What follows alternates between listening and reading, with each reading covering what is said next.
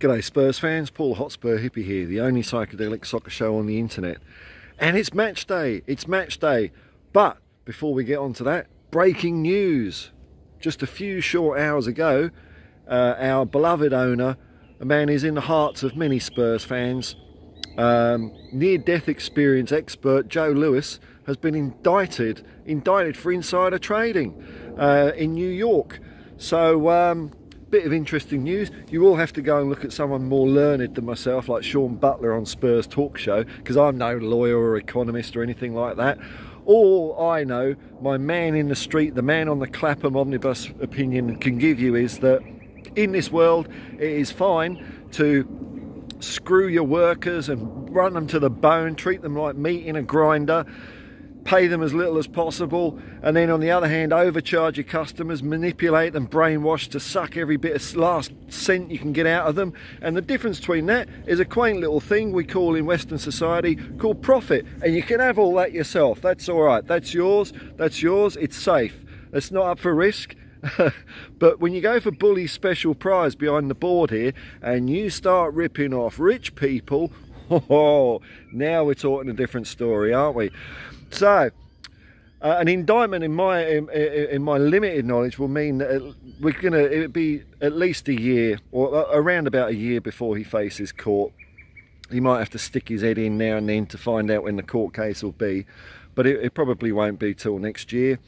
What it means for Tottenham Hotspur, I'm not sure it means anything really. Sean will be the one for that. He's an arm's length. He's always been an arm's length owner. He doesn't give a crap about the football club.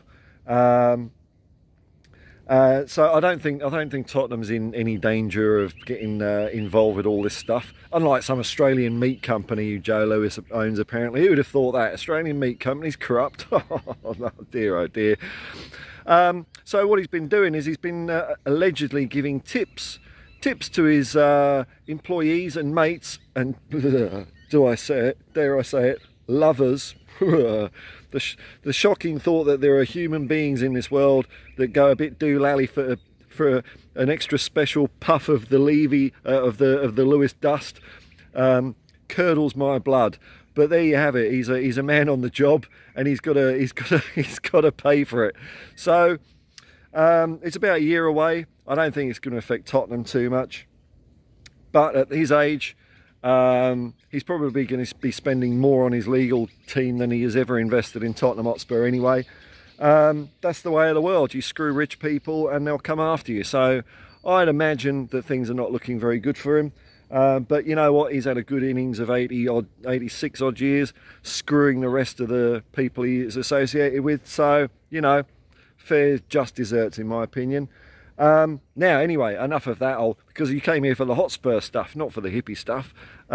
We are playing Lion City Sailors tonight, which I'm very excited about. We missed out a couple of days ago on Leicester City. They did play an 11v11 side of a game of football the other day, and looking at what I would call the A-team lineup, I'm getting quite excited about it. So if I can remember correctly, the A-team lineup was Vicario, Udogie, Ben Davies. Ben Davies is centre-back with Christian Romero, Pedro Porro, right full-back, and then in the midfield we have a really tasty combo there of Pape Matar, Basuma and Madison, and I'm really looking forward to seeing some of that click tonight.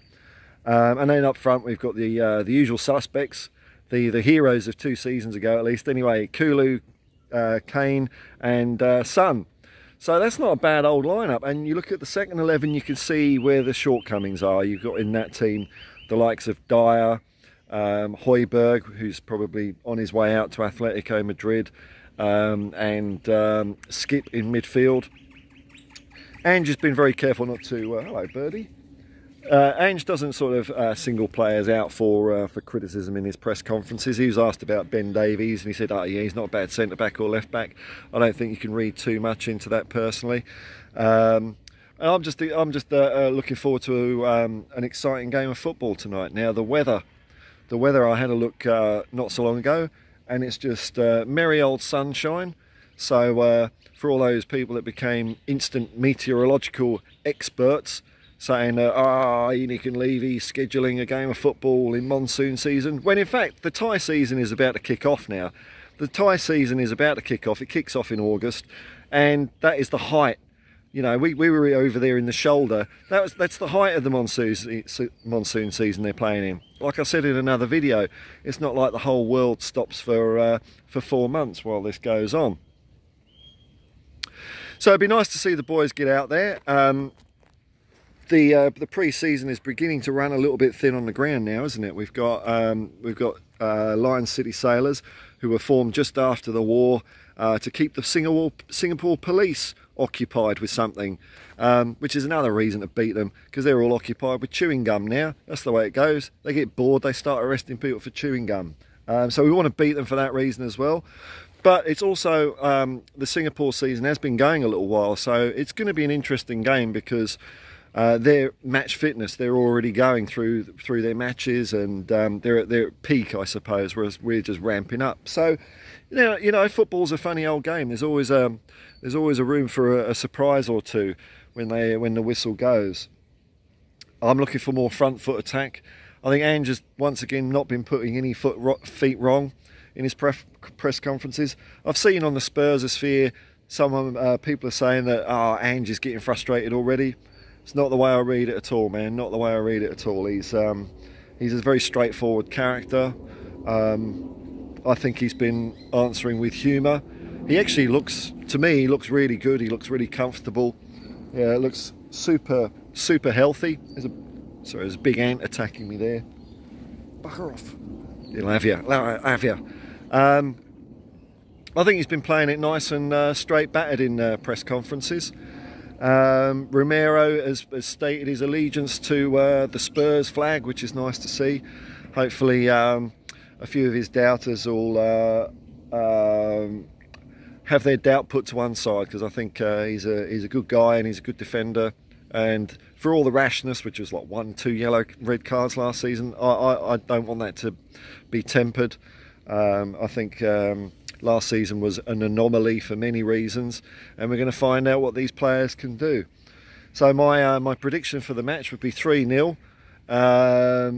I'm expecting a good game from the Singaporean players. You know, it's like it's almost like a fairy tale for these guys, and you can never know what can happen in that circumstance. So Spurs are marching on. Joe Lewis is looking for a 10 stretch in Chokey, probably next year sometime, but then it'll be all appeals and all that. It'll drag out for years. Will he last that long? I don't know. I mean, he looks remarkably animated artificially as it is, so, you know, he's probably on his big boat investigating cloning as we speak. That's what billionaires are up to. So really, I'm not really fussed about that whole story. It's just rich people doing in rich people. Can't give a shit. Doesn't affect the football team. I think that's probably the last I'm going to say on it. I'm not going to follow it as a hot topic or anything, because I want to talk about Ange Postecoglou and his mighty blue and white army, and this is another step on the way to English Premier League domination, my friends. That's it. Once again, peace and love to you all, and come on you Spurs.